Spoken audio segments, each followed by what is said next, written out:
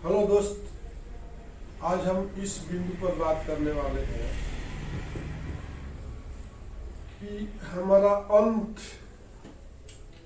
शुरुआत क्या होता है और अंत कहाँ पर होता है, इसके बारे में बात करेंगे। अगर ये चेहरा आपको नया दिख रहा है, इसके साथ हमेशा, इस चेहरे के साथ हमेशा बने रहने के लिए हमारे चैनल को सब्सक्राइब कर दीजिए। हमेशा आपके साथ मिलते रहेंगे और जब तक मिलेंगे नहीं, एक दूसरे के बारे में जानेंगे नहीं, और जब तक एक दूसरे के बारे में जानेंगे नहीं तो हमारा जिंदगी का मकसद भी समझ में नहीं आएगा।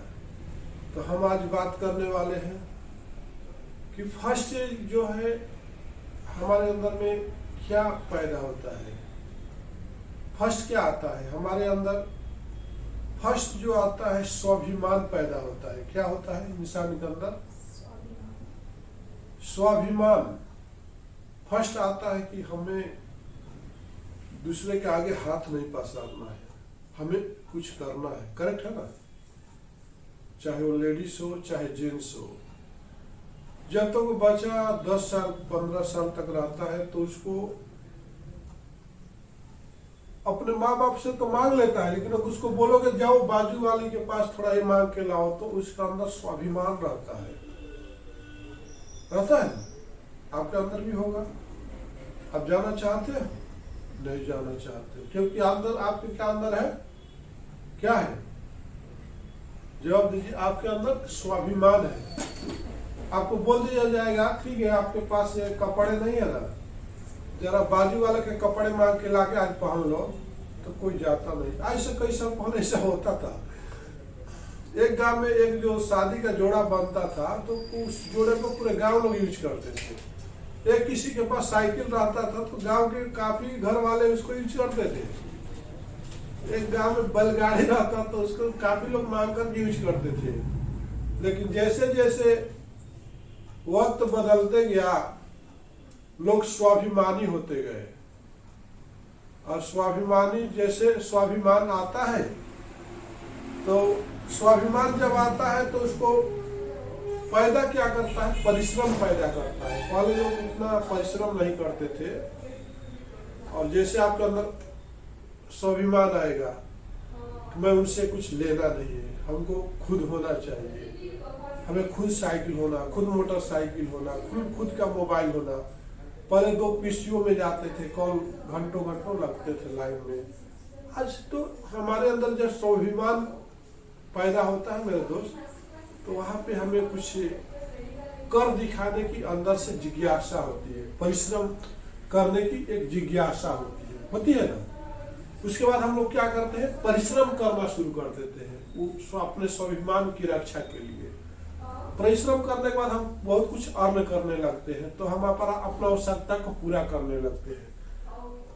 परिश्रम करते करते क्या होता है, हमारे पास जैसे मोबाइल हो जाता है, साइकिल हो जाता है, या मोटरसाइकिल हो जाता है, या खुद का घर हो जाता है, या खुद का बिजनेस हो जाता है। तब आपको आप नेक्स्ट क्या, आप किस स्टेज पर पहुंच जाते हो बताओ? तीसरा स्टेज की कहां पर पहुंच जाते हो?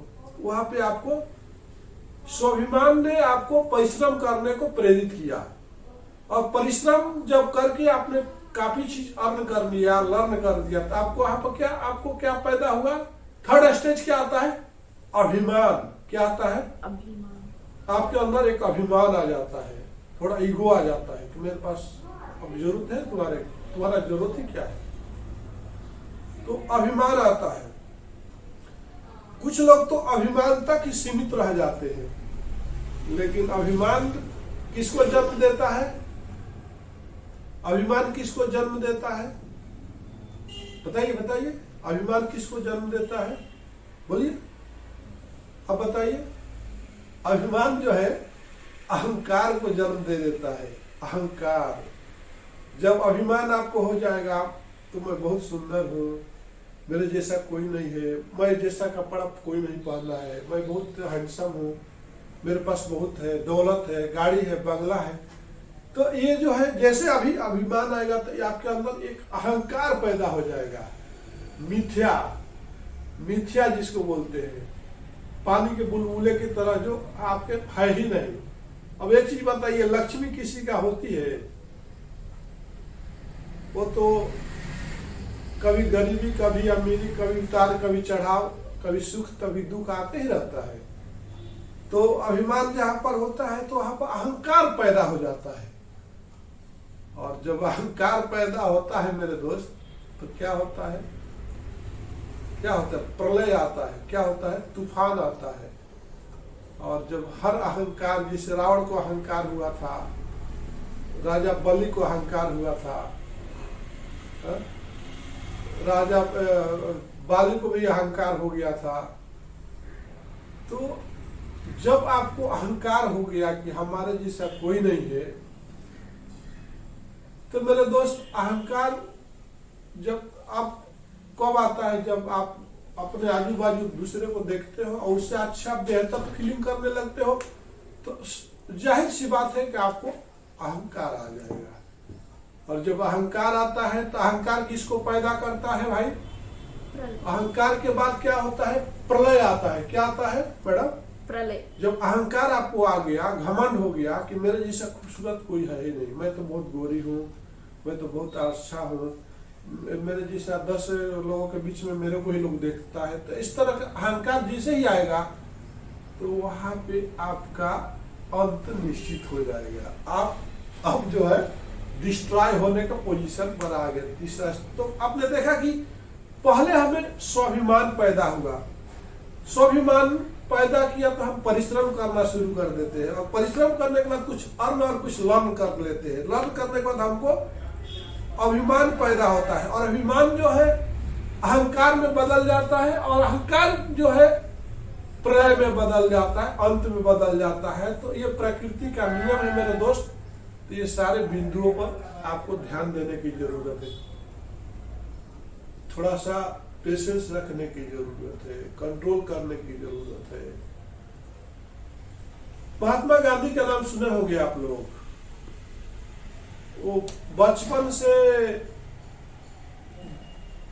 शादी नहीं किए और ब्रह्मचर्य का व्रत रखे। तो जब ब्रह्मचर्य का व्रत रखे, तो जब ब्रह्मचारी बने तो आपको पता है क्या किए?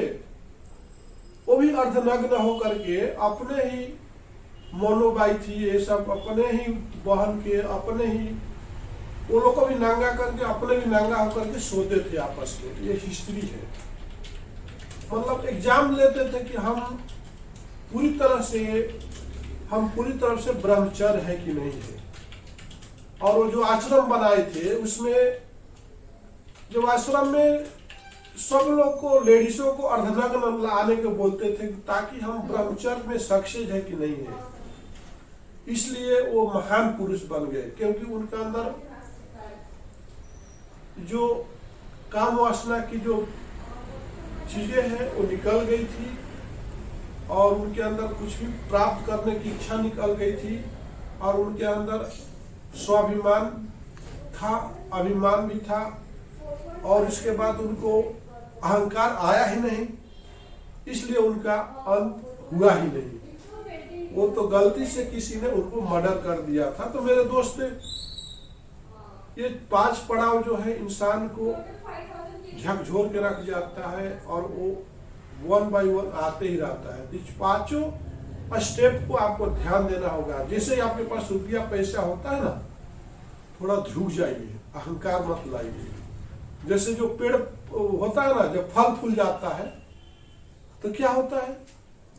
थोड़ा झुक जाता है, ठीक है ना। तो झुका